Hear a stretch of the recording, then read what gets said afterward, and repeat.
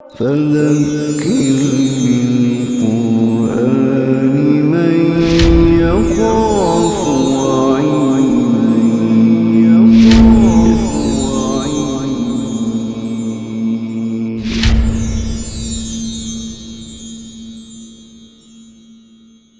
بسم اللہ الرحمن الرحیم۔ اب وہی چیز کہ نبی اکرم صلی اللہ علیہ وسلم کو اللہ تعالیٰ جو ہے وہ صرف یہ پوچھنے پر کہ جی قیامت کب آئے گی، لوگ کی پوچھ رہے ہیں دس دو، میں انہوں نے دس دیں۔ حالانکہ میں یہ سمجھتا ہوں ذاتی طور پر کہ حضور صلی اللہ علیہ وسلم کا یہ سوال پوچھنا بڑا جینون تھا، لیکن مالک مالک ہے، اس نے جو کچھ بتانا چاہا وہ نبی اکرم صلی اللہ علیہ وسلم کو سارا بتا دیا، اور جو اس نے بتانا نہیں چاہا اس کے پوچھنے پر بھی بڑا سخت جواب دیتا ہے۔ وہ مالک سمجھیں گے تو سب سمجھ میں آئے گا۔ ہم ایمپلائر ہوتے ہیں تو اپنے نوکر کے ساتھ ہم یہ کیا کچھ نہیں کرتے، اچھا موڈ ہو تو بڑے مہربان ہوتے ہیں اس پر، اور کبھی موڈ آف ہو غصہ کسی ہوتا تو کٹ ہو دینے۔ اللہ تعالیٰ کا یہ معاملہ تو نہیں ہے، لیکن وہ مالک ہونے کا معاملہ ہے۔ اب اس کی ایک اگلی شکل آ رہی ہے، وہ یہ ہے کہ نبی اکرم صلی اللہ علیہ وسلم کو، جیسے کہ میں نے کل آپ کو بتایا تھا سورہ مدثر کے حوالے سے، کہ دوسری وحی میں یا تیسری وحی میں نبی اکرم صلی اللہ علیہ وسلم کو اسائنمنٹ بتا دی گئی کہ آپ نے رب کو بڑا کرنا ہے، اور عربی آپ کو آتی تھی، ذہین آدمی تھے، اللہ تعالیٰ کے درمیان جو کمیونیکیشن ہو رہی تھی وہ سب سمجھ میں آ رہی تھی۔ پتہ چل گیا کہ اب مکہ مکرمہ میں، ام القریٰ میں، کیپٹل میں آپ نے اللہ کے دین کو غالب کرنا ہے، اللہ کے جھنڈے کو سب سے اونچا لے کے جانا ہے۔ اچھا، اب نبی اکرم صلی اللہ علیہ وسلم، ہر ذہین آدمی اس کا ذہن کام کرتا ہے، وہ سوچتا ہے کہ نہیں، اگر آپ امپلائر ہیں، آپ کے کچھ ملازم ہیں، کچھ ملازم جو ہیں بڑے ذہین ہوتے ہیں کہ آپ اسائنمنٹ دیتے ہیں، وہ خود سارا کام جو ہے وہ، مینجمنٹ اسی کا نام ہے نا، کہ اچھا مینیجر کون ہے کہ جو ہر چیز جو ہے وہ آرگنائز کر کے کام کر کے دکھا دے، لیکن آپ کے کچھ امپلائیز جو ہیں وہ ماتر ساتھ بھی ہوتے ہیں۔ نبی اکرم صلی اللہ علیہ وسلم کون ہے؟ انتہائی ذہین، بلکہ ذہین ترین فرد نوع انسانی کے۔ آپ بجا طور پر غور کر کے اس نتیجے پر پہنچتے ہیں کہ یہ ایک قبائلی معاشرہ ہے، ٹرائبل سوسائٹی ہے۔ جب تک ٹرائبز میرا ساتھ نہیں دیں گے میں کچھ بھی اچیو نہیں کر سکتا۔ wasn't it right؟ 100% نہیں، 101% درست تھا آپ کا خیال۔ اور ٹرائبز کو کون ڈرائیو کرتا ہے؟ سرداران قبائل۔ تو باٹم لائن کیا تھی کہ جب تک سردار میرا ساتھ نہیں دیں گے میں کچھ بھی حاصل نہیں کر سکتا۔ لہذا ایک ڈویژن انسان کے ذہن میں آتی ہے، ہوم ٹو ایڈریس فرسٹ۔ پچھلے پیغمبروں کے تذکرے میں میں آپ کو نوٹ کرا چکا ہوں کہ پیغمبر ہمیشہ قوم سے خطاب کرتا ہے، یا قومی، لیکن اس کو جواب، اس کی بات پر اعتراض، اس میں اس کی دعوت میں کیڑے ڈالنے کا کام کون کرتا ہے؟ سردار۔ وہ جواب دیتے ہیں قال الملأ الذین کفروا، لیکن پیغمبر ہمیشہ ان کے اٹھائے ہوئے سوالات کا جواب بھی یا ایھا الملأ کہہ کر نہیں دیتا، یا قومی کہہ کر دیتا ہے، اے میری قوم۔ اب نبی اکرم صلی اللہ علیہ وسلم کو بھی جو اسائنمنٹ دی گئی تھی اس کے اعتبار سے آپ کو کہا گیا تھا کہ آپ خبردار کرتے رہیں، جو بھی اللہ سے ڈرے گا وہ یہ دعوت قبول کر لے گا، اور جو ڈھیٹ ہوگا وہ نہیں کرے گا۔ لیکن نیچرلی ایک اسائنمنٹ ہے دی ہوئی، اور آپ کلیئرلی سمجھتے ہیں کہ یہ ہے اصل میں فساد کی جڑ، لہذا ان پر زیادہ محنت ہونی چاہیے۔ لیکن ایک دفعہ نہیں، ہم کئی دفعہ پڑھ چکے ہیں کہ نبی اکرم صلی اللہ علیہ وسلم کو اس سے منع کیا گیا۔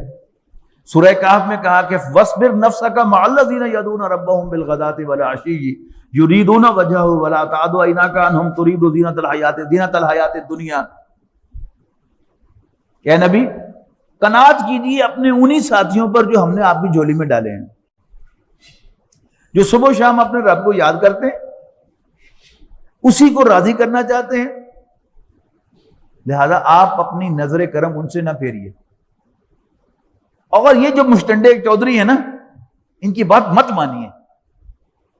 کہیں کیا فرمایا کمپیریزن میں کہ ان سرداروں کو لفٹ کرنے کی ضرورت نہیں ہے، جن کو ہم نے دنیا کی نعمت سے نوازا ہوا ہے، کوئی لفٹ نہ کراؤ انہیں. ہاں، اس کے مقابلے میں کوئی مسلمان وَإِذَا جَاءَكَ الَّذِينَ يُؤْمِنُونَ بِآيَاتِنَا قُلْ سَلَامٌ عَلَيْكُمْ كَتَبَ رَبُّكُمْ عَلَى نَفْسِهِ الرَّحْمَةَ مَنْ عَمِلَ مِنْكُمْ سُوءًا بِجَهَالَةٍ ثُمَّ تَابَ مِنْ بَعْدِهِ وَأَصْلَحَ فَإِنَّهُ غَفُورٌ رَحِيمٌ. بڑی عجیب آیت ہے یہ کہ جب بھی تمہارے پاس ایمان والے آئے کوئی بڑے سے بڑا جرم کر کے، بٹوین دا لائنز کیا ہے کہ اس سے زنا ہو گیا ہے، اس سے اور کوئی بڑا جرم سرزد ہو گیا ہے، اور وہ تمہارے پاس آئیں لیکن ہو میری آیات پر ایمان لانے والے، تو قل سلام علیکم، تو ان کو ویلکم کرو، انہیں سلام پیش کرو اور انہیں ری ایشور کرو کہ تمہارے رب نے اپنے اوپر رحمت کو لازم کر لیا ہے.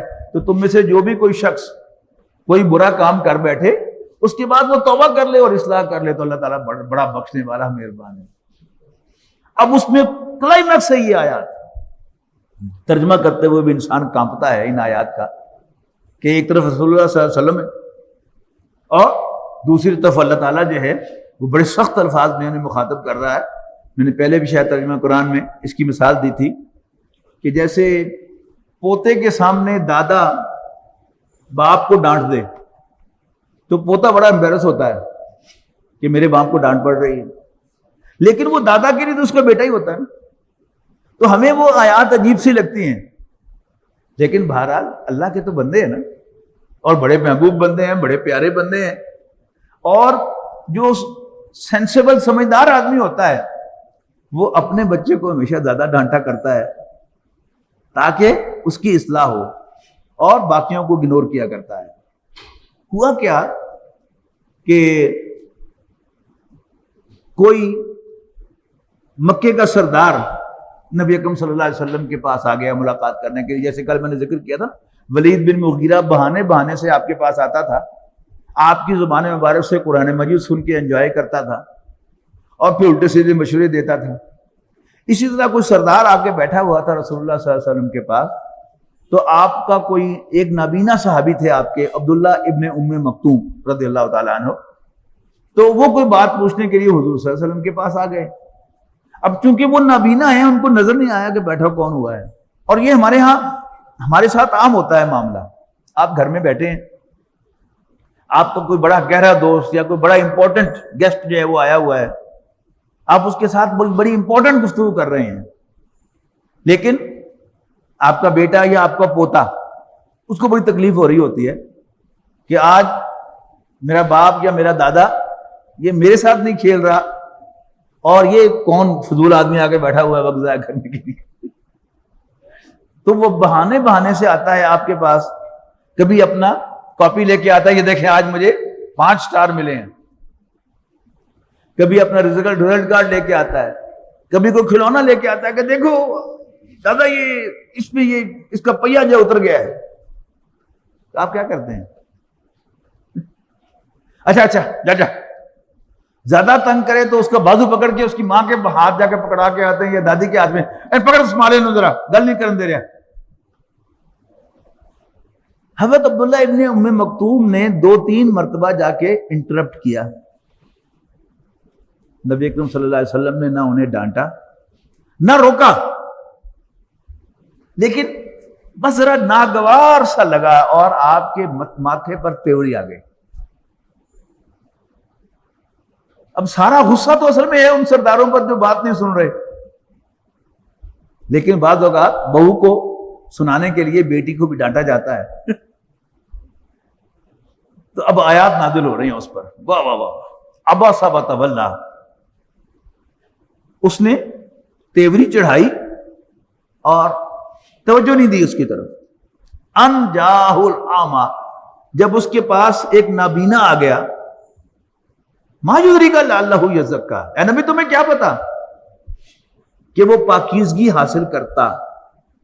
او یذکروا یا نصیحت حاصل کرتا، فتنفعہ الذکر اور نصیحت اس کے کام آتی، اما من استغنا جو بے پرواہی برتتا ہے، بات سننا نہیں چاہتا، فانت لہ تصدی آپ اس کے پیچھے پڑے ہوئے، وما علیک الا یزکا حالانکہ آپ کی ذمہ داری ہے ہی نہیں کہ ضرور آپ اس کو پاک کریں، واما من جاءک یسعی اس کے مقابلے میں وہ جو چل کے آپ کے پاس دوڑ کر آیا ہے، وہ یخشی اور وہ اللہ سے ڈرتا ہے، فانت عنہ تلہی اور آپ اسے بے رخی برت رہے ہیں، کلا انہا تذکرہ نہیں یہ قرآن تو صرف ایک نصیحت ہے، فمن شاء ذکرہ جو چاہے اس سے نصیحت حاصل کر لے، فی صحف مکرمۃ یہ ایسے باعزت صحیفوں میں لکھا ہوا ہے، مرفوعۃ مطہرۃ جو بلند مرتبے والے اور پاکیزہ ہیں، بأیدی سفرۃ ایسے کاتبوں کے ہاتھوں میں ہیں، کرام بررہ جو بڑے معزز اور نیک ہیں، قتل الانسان ما اکفرہ مرے انسان کتنا ناشکرا ہے، من ای شیء خلقہ اللہ نے اسے کس چیز سے پیدا کیا ہے، من نطفہ ایک بوند سے، خلقہ فقدرہ پھر اس کو پیدا کیا ہے اور اس کا ایک اندازہ مقرر کیا ہے، ثم السبیل یسرہ پھر زندگی کی راہ اس کے لیے آسان بنائی ہے، ثم اماتہ فاقبرہ پھر اسے موت دی ہے اور اس کو قبر میں پہنچایا ہے، ثم اذا شاء انشرہ اور پھر جب وہ چاہے گا تو اسے اٹھا کھڑا کرے گا، کلا دیکھ لیجئے مضمون ایک ہی ہے، کلا لما یقضی ما امرہ ہرگز نہیں نہ بجا لایا وہ اس حکم کو جو اللہ نے اس کو دیا، فَلْيَنْظُرِ الْإِنسَانُ إِلَىٰ طَعَامِهِ تو چاہیے کہ ذرا انسان اپنی خوراک کو دیکھے، اَنَّا سَبَبْنَا الْمَاءَ صَبًّا یقیناً ہم ہی نے برسایا پانی فراوانی سے، ثُمَّ شَقَقْنَا الْأَرْضَ شَقًّا اور پھر ہم نے زمین کو پھاڑا عجیب طریقے سے، فَأَنبَتْنَا فِيهَا حَبًّا وَعِنَبًا وَقَضْبًا وَزَيْتُونًا وَنَخْلًا وَحَدَائِقَ غُلْبًا اور پھر اگائے ہم نے اس میں غلے، انگور، ترکاریاں، زیتون، کھجوریں اور گھنے باغات، وفاکہۃ وابا اور پھل اور چارے، متاع لکم ولانعامکم تمہارے اور تمہارے چوپایوں کے برتنے کو، اور پھر وہی انداز جو پچھلی صورت میں آیا تھا، فَإِذَا جَاءَتِ الصَّاخَّةُ تو جب وہ بڑا شور مچے گا کانوں کو بہرا کرنے والا، یوم یفر المرء من اخیہ اس روز ہر شخص دور بھاگے گا اپنے بھائی سے، وَأُمِّهِ وَأَبِيهِ اور اپنی ماں اور اپنے باپ سے، وَصَاحِبَتِهِ وَبَنِيهِ اور اپنی بیوی اور اپنے بیٹے سے۔ اب یہ ترتیب بڑی دلچسپ ہے، اس دنیا میں بھی یعنی سب سے پہلے دو بھائی ایک دوسرے سے علیحدہ ہوتے ہیں، اور پھر بیوی کی باتوں میں آ کے انسان اپنی ماں کو چھوڑتا ہے، باپ کو اون کرتا ہے، اور پھر باپ کو بھی چھوڑتا ہے، اور بیوی بچے باپ سے علیحدہ ہو جاتے ہیں، ماں باپ سے۔ پھر اگلی لڑائی کیا ہوتی ہے؟ وہ بیٹے پر ہوتی ہے، بیوی کے ساتھ، بیوی کو بھی چھوڑ دیتا ہے، بچے کو اون کرتا ہے، اور پھر آخر قیامت کا منظر ایسا ہوگا، وہاں بچے کو بھی کہے گا کہ اس کو بھی لے کر مجھ سے تو جہنم میں ڈال دے لیکن مجھے چھوڑ دے۔ کل ہم پڑھ کے آئے ہیں سورہ معارج یا سورہ حاقہ میں کہ سب کچھ لے لیا جائے، اس کا کنبہ، قبیلہ، ماں باپ، بیٹا، بیوی، ان کو جہنم میں ڈال دیا جائے، مجھے چھوڑ دیا جائے۔ اب یہاں کیا ہے؟ یوم یفر المرء من اخیہ وامہ وابیہ وصاحبتہ وبنیہ کل امرئ منہم یومئذ شأن یغنیہ ہر شخص کو اس دن ایک فکر دامنگیر ہوگی کہ جو اسے ہر چیز سے غنی کر دے گی، بے پرواہ کر دے گی۔